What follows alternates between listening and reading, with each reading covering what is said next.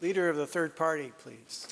Oh, thank you, Honourable Speaker. I rise today to speak to Bill 23, the Forest Statutes Amendment Act. I just finished reading the novel Greenwood by Michael Christie. Give yourself a gift. Read this beautiful, extraordinary book. I'm ready to start reading it again immediately. So rich is the prose, so extraordinary is the story. It's a novel that entwines family and forests, humans and trees. I'd like to read a passage. What if a family isn't a tree at all? Jake thinks as they walk in silence. What if it's more like a forest? A collection of individuals pooling their resources through intertwined roots, sheltering one another from wind and weather and drought, just like Greenwood Island's trees have done for centuries. All of her ancestors are all with her, embedded in her cellular structure, if not a part of her family tree, then part of her family forest. And no one knows better than a dendrologist that it's the forests that matter. This passage, this whole book, resonated so deeply for me. I moved here to Vancouver Island from Edmonton 31 years ago after spending every summer growing up either at my grandmother's house in Campbell River or my Aunt Noel's amazing herb farm, Raven Hill, in Saanich. My mother was born in Comox. My grandmother, the youngest daughter of settlers from England, was born on Saturna Island in 1902. My father emigrated here from Germany in 1956, completing his secondary schooling in Sydney. My parents met in Victoria and were married in St. Matthias Church on Richardson Street. BC always felt more like home to me than the flat landscape of Edmonton ever did. I always felt most content near the ocean, with the mountains nearby. But it was only once I started spending time in ancient forests, Carmanah and Walbren, that I realized the pull that giant cedars and ancient Douglas firs have on me. So much research has taken place on the benefits of being in a forest.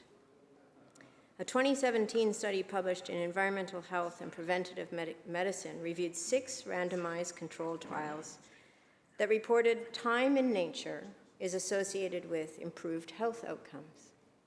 It concluded that these studies support the positive impacts of forest therapy on hypertension, cardiac and pulmonary function, immune function, inflammation, oxidative stress hormone, anxiety, depression, and emotional response. I think at the end of every 4 days we spend in here, Mr. Speaker, we should all go be in a forest.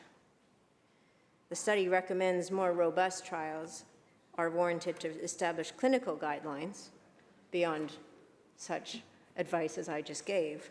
However, I think we can agree that these benefits make a walk in the woods seem like a rather good idea. But not all forests are the same.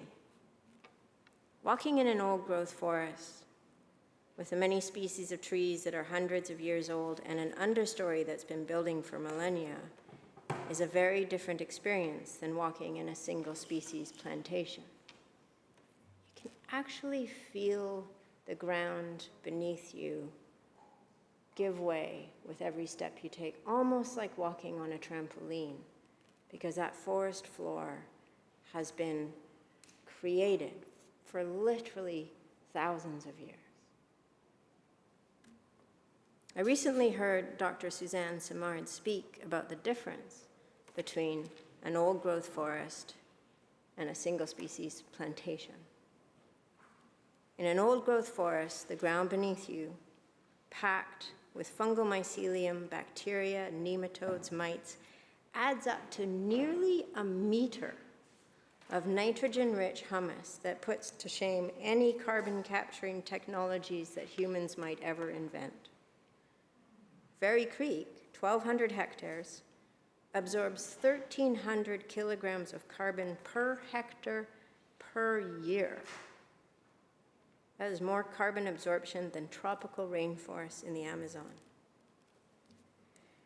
And while we have announcements of all types of emission reduction policies as part of a climate plan, consider this. 7 Fairy Creeks would absorb all of Victoria's emissions every year. 7 Fairy Creeks. It's interesting to note that one of the 10 actions that over 240 signatories to a letter to the Premier a month ago, including diverse environmental, Indigenous, labor, health, business, local government, academic, youth, and faith communities, in that letter, they called on the BC government to respond to climate change like an emergency. There were 10 recommendations. The 6th one is protect and restore nature, including protect 30% of terrestrial and marine ecosystems by 2030, support and invest in Indigenous-led conservation initiatives, restore natural ecosystems to enhance ecosystem functions and services, preserve biodiversity, increase carbon sequestration, and improve human and ecosystem resilience to climate impacts, and finally, impose an immediate moratorium on the industrial logging of all old-growth forests, which are critical carbon sinks. Let's consider what, according to Dr. Simard, the implications of logging old growth are when it comes to climate. When you log old growth, you lose 70 to 80% of carbon sequestration. Mycorrhizal communities go from 100 species to 6. This significantly decreases the ability for trees to uptake nutrients, which in turn reduces the ability of trees to grow and absorb carbon. Logging an old-growth forest and replanting trees are not equal. The loss of carbon sequestration is not replaced by the planting of new trees, particularly of single species. What of the forest floor? The nitrogen-rich and carbon-absorbing humus, nearly 100 centimeters thick in an ancient forest, is only 33 centimeters in a 100-year-old second-growth forest. Old growth, 100 centimeters. Second growth, 100 years later, 33 centimeters. And astonishingly, in a third growth plantation of high-density Douglas fir, the forest floor is now only 4 centimeters. From 100 to 33 to 4. One of the concerns that has long been raised about the current Forest Range and Practices Act is that the list of values that determines the management of forests, as it stands now, the range of values is considered, however, only in so much as they do not interfere with timber supply. In a time of increasing impacts from climate change, the wildfires, the droughts, the loss of biodiversity, and the growing number of endangered species, it seems to me we've got the orientation entirely wrong. We need to manage forests in a way that ensures we protect biodiversity, protect soil, protect watersheds, protect community values, including recreation and those walks in the woods, and ensure our forests are climate change resistant, drought resistant, fire resistant, and pest resistant. We need to have forestry policy be truly Indigenous-led, driven by the accumulated knowledge of thousands of years of understanding that comes from a reciprocal and respectful relationship with trees, forests, and nature. Does this legislation achieve this wholesale shift in forestry management, a paradigm shift? No. These amendments mean that Indigenous nations must be consulted and accommodated as much as possible, but the new landscape plans won't require agreement. The legislation before us today is overdue. We know that. The amendments to the Forest Act and the Forest and Range Practices Act were first floated back in 2019, but it took government 2 entire years before these amendments have been brought forward. There are some aspects I'm pleased to see. For instance, the shift from industry-informed forest stewardship plans to forest landscape plans, like professional reliance, leaving industry responsible for the public interest, is a faulty system that fails to protect the public or the environment. So shifting to landscape plans that are informed by First Nations, local communities, and other stakeholders, that's a good idea. Frankly, it should have been done quite a long time ago. That said, the transition to these plans will be implemented over 8 to 10 years. That's deeply concerning. We've identified that the proponent-informed plans are a problem. Why take so long to fix something that is so clearly broken? Why let the ramifications continue to impact communities, First Nations, and the environment? We're in a climate crisis, and forests have been the canaries in the coal mines. They are burning first. It seems that this government is content to let them burn in favor of sticking to the status quo. And in addition to this, the 10-year transition causes uncertainty as well for industry. Which TFLs will transition first and which will not? What will the guidance be in operations of the land base in the decade-long interim? The uncertainty imperils the economic argument for forest value. I'd also like to touch on the issue of Indigenous consultation, which my colleague from Saanich North and the Islands will speak to in greater detail. Namely, I'd like to highlight the fact that the government has patted itself on the back for including the words consent in this legislation. But the full statement in the legislation simply says that an Indigenous governing body may provide consent within 60 days. We've heard from nations and from the First Nations Forestry Council that they are strapped for capacity. Replying to forest landscape plans within 60 days when there are other ongoing crises and a lack of resources is a major challenge. It is not consent if Indigenous people do not have the same level of power and autonomy as the provincial government. My interpretation is this: the government will gladly take 10 years to ease into a necessary standard of planning, but will only give Indigenous nations 60 days to provide consent to activity on their territory. That does not sound nearly as laudable as it has been made out to be. This legislation makes other changes that will hopefully improve forestry practices. They include requirements for licensees to develop and submit operations plans for ministerial approval. They put guidelines on the creation of logging roads, guidelines that should have long since been put in place. The chief forester will now be allowed to set stocking standards and target areas for reforestation to address the need for species diversity, wildland buffers, and fire management. Broadly speaking, this is good. We do need to ensure that we are replanting logged areas with diverse species. It will reduce the impacts of wildfire and pest outbreaks and produce healthier ecosystems. Fire buffers are good. They will help communities remain resilient as we see the summers being plagued by wildfires more and more. These are changes I'm glad to see. They are changes that ostensibly will produce healthier forests and communities, but the legislation establishes broad regulation-making authority throughout the bill. Regulations can be a useful tool, but when applied to such a critical issue with such wide reach, there's a lack of transparency about implementation. There's a lack of accountability, and that has impacts. Communities rely on forests. Indigenous people rely on forests. Species and businesses rely on forests. On the global level, the world relies on BC's forests in particular as a unique carbon sink, and in some parts of the province, globally rare ecosystems. Forests have such immense value for social, cultural, environmental, and economic reasons.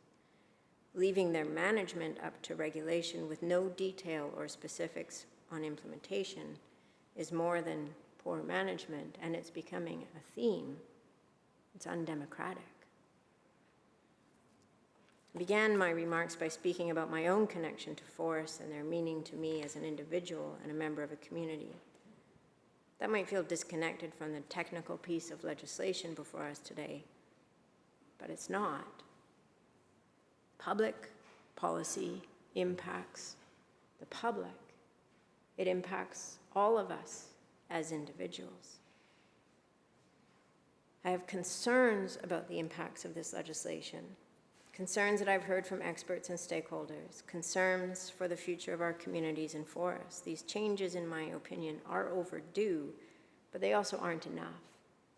British Columbia deserves more proactive, bold, progressive forestry management. I come back to Greenwood, this novel. It begins in 2038, and as the novel proceeds, it goes back to the early 1900s, through the stages of a family, and then comes back to 2038.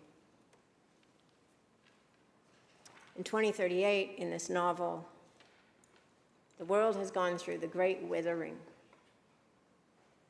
in which all trees have died. And it connects it to the historical experience of the Dust Bowl in the 1930s, when vegetation disappeared from so much of the landscape in North America. And that loss of vegetation meant that people existed in this dust-filled world. But Greenwood makes us think about the future while reflecting on the past, something I think we should all be doing our very best to do in here as much as possible. And it makes us ask the question, what is it that we owe to that future? Will the people in 2038 look back at this time and say, in this critical moment, at this critical time, as we're hearing about COP16, what is it? Our last best chance, collectively and globally, to act on climate change. Our last best chance. This is where we're at. This isn't a small historical moment. This, arguably, is one of the most important historical moments for humankind. Because we are deciding if we want to take that last best chance. Or is it too hard? Is it too much to let go of the status quo at a time when scientists are telling us that if we stick with the status quo, what we will deliver to the future is something harrowing and distressing, and along the lines of what Michael Christie describes in his book, a kind of great withering. And so we make legislation here in British Columbia, and we think, oh, well, we're so small. Just one province in one country, one big part of this massive global puzzle. And yet we're in this moment of our last best chance. And I would think that we would want to do the most ambitious things we could possibly dream of in this moment. We would want to look to 2038 and say, what's the best we can do for them? And for 2058, and for 2098. And when we speak of the last remaining old growth in British Columbia, and we start to debate the numbers and how much is there really, and what is it old growth, and how old are those trees, and what does it mean? Let's start with the soil. Let's start there. Let's consider the difference between an intact forest and that soil and that miraculous community of those trees and the forests and the understory and the amazing things that are happening there. And let's ask ourselves, do we bequeath that to the future? Or is it the second growth or third growth with 4 centimeters and 6% of the life that used to exist there? These are big questions for us to be asking ourselves. And maybe people think, oh, well, it's just the one piece of legislation. But isn't that what got us here, to this moment of our last best chance on climate? It was just one piece of legislation, one bit of policy, one decision here that kept moving us further away from a future that doesn't look like the great withering. One thing that I'm interested in, and I think back to those early experiences in the Carmanah and Walbra, when I first spent time hiking and building boardwalks and camping in those extraordinary forests. At the time, of course, early 1990s, British Columbia was engaged in this very significant conversation, the War of the Woods, the whole battle over Clayoquot Sound. And so much of that focused on clear cutting. And this notion of, we're clear cutting these forests. And it's fascinating to me that 30 years later, we're not even really talking about clear cutting. It's like it's a given in our forestry policy and our forestry management.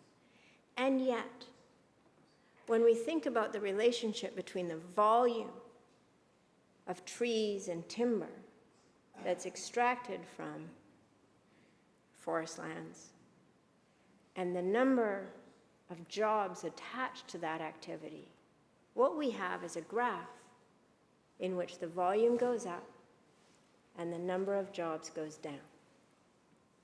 And so if we were really serious about ensuring that there's long-term sustainable jobs for forestry communities in this province, we would start by looking at clear cutting. Because the mechanized removal of trees can be done with very few people. Whereas selective logging, which maintains that forest floor, which maintains that biodiversity, has been shown in many places, and I'll point to Sweden as an example, you can actually, over time, have the same volume of timber, but you don't take out entire forests. And you use more people to do that work, because it's not one big machine going in and doing it. So the conversation, if we want to really be talking about balancing sustainable jobs in forestry communities and sustainable forestry, let's talk about how that forestry happens. And that relationship between the volume of timber going up and the number of jobs going down, that should be a concern to every single one of us. Because that doesn't seem like an equation that's working for anybody. And so what's interesting to me is we are talking about this legislation, we're talking about these reforms. We're not talking about reforming the fundamental approach to forestry that has dominated the landscape. And any of us flying back to our communities or spending time on the finance committee crisscrossing this province by air can see beyond a sliver of a doubt that clear cutting is the dominant form of forestry in this province. And so there's so many things that we could be leaning into right now. We could be achieving a paradigm shift. We could be bequeathing not just forests, but forestry management to the future that achieves that sustainability. But what we've done here in this legislation, these amendments to the Forest Range and Practices Act, just sort of adjusting around the edges, largely, yeah, addressing some bigger problems, but not a true shift in any way. And I think I worry about this being an increasingly consistent trend, that while the world is recognizing we're in our last best chance here in this building, in the work we're doing, we're staying so locked in to a status quo that has gotten us here, unwilling to have a vision for something significantly different. I will remain optimistic and hopeful. We have to. I look forward to committee stage and asking questions on this bill. But I think it's incumbent on all of us to really see, and I apologize, Mr. Speaker, the forest for the trees. Thank you.